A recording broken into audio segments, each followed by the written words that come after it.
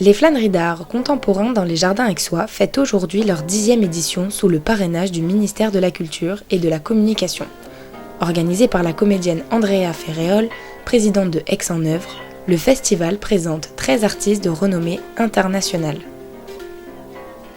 Durant les festivités, les jardins aixois tels que le jardin Mérindol, le jardin des Guerriers ou le jardin Vendôme ont accueilli des artistes peintres, plasticiens, sculpteurs, parfumeurs, céramistes et bien plus, notamment des artistes reconnus dans la musique, la danse et l'opéra.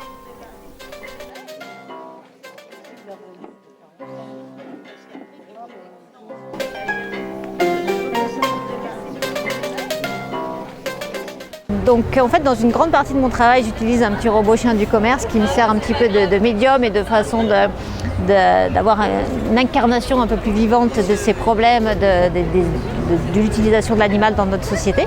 Et du coup, là, c'était l'occasion d'investir un jardin et de penser une exposition qui sorte un petit peu des galeries et de recréer cet espace-là avec 4 espaces différents dans un jardin. Un espace robot où là, il y a des robots inspirés du vivant, donc des animaux, mais aussi de leur pathologie et de leur maladie. Donc on a des robots qui souffrent de la vache folle, qui tremblent, qui ont des pathologies qui peuvent paraître étranges mais qui existent vraiment. Donc c'est une façon un petit peu d'alerter le public sur ces manipulations animales et en tout cas l'exploitation de l'animal dans notre société. Ensuite il y a un espace plus chercheur sur les souris. Donc il y a des petits panneaux de signalisation qui préviennent le passage d'animaux imaginaires ou réels. Donc là, souvent la fiction, la réalité dépasse la fiction dans les laboratoires. Ensuite, il y a un espace qui est sur le côté plus dressage d'animaux, le côté cirque, le côté domptage. Donc là, c'est la façon dont je pirate mes robots et les reprogramme, de longues heures de programmation et d'apprentissage, donc soit par la récompense, soit par la punition. Et enfin, il y a un espace où là, il y a des robots animaux végétaux. Donc ce sont des petits hybrides animaux végétaux avec un petit clin d'œil, une souris verte et d'autres où l'hybridation va jusqu'au végétal. Moi, je trouvais ça un peu un gros pari de le faire parce que c'est vraiment pas un public qu'on a l'habitude de toucher. C'est vraiment un truc bien spécial à faire parce qu'il faut vraiment rentrer dans la technique des sons. Enfin voilà, c'était un pari qui m'a surtout excité. J'étais content de le faire avec elle. Et voilà, et moi je me suis inspiré de ces sons que France met dans ses robots.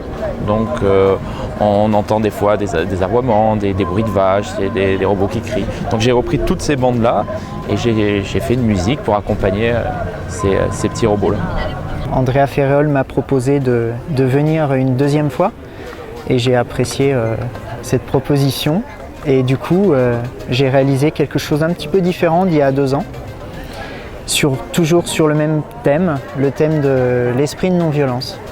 Alors là, le rose en fait il varie à chaque fois que j'en parle. Là maintenant, à l'instant T, c'est comme La vie en rose d'Édith Piaf. On a des moments dans la vie qui sont positifs, un amour positif, puis d'autres où c'est des moments un peu plus durs et il faut pouvoir allier les deux raisonnablement.